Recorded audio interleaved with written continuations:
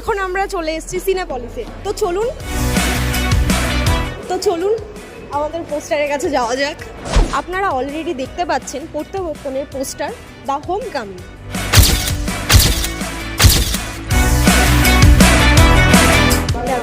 জানি না, লোকে তো বলে যে এক্সপ্রেশন মুখের ওপরে ফুটে ওঠে, আমার মুখ দেখে বোঝা যাচ্ছে কিনা আমি ঠিক জানি না। ভীষণ স্যাটিসফাইড, ভীষণ মানে মুগ্ধ।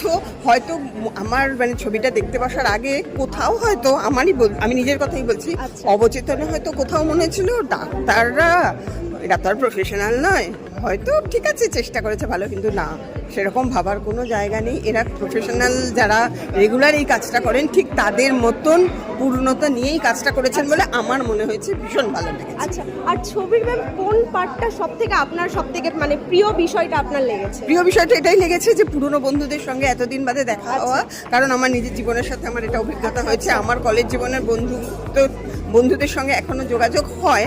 আমাদের 50 বছর হলো বন্ধুত্বের। এই নেক্সট উইকে আমরা মাঝে মাঝে গেট টুগেদার করি, ফলে ওইটা আমাকে ভীষণভাবে ছুঁয়ে গেছে, ওই আবেগটা। যে যতই সংসারে বা অন্যান্য যে যার কর্মজগতে ব্যস্ত হই না কেন, ওইখানটায় যখন বন্ধুদের সঙ্গে দেখা হয় না, তখন আমরা একেবারে ওই বয়সটাই ফিরে যাই, ওই 16-17 বছর বয়সে ফিরে যাই। সেই জন্য ভীষণ ভালো লেগেছে। আর এখানে ফ্ল্যাশব্যাকের সিনগুলোর সাথে বর্তমানকে মিলিয়ে দেখানো হয়েছে, তো ভীষণ মানে বুঝতেও কোনো অসুবিধা হয়নি, খুব রিলেটেড লেগেছে।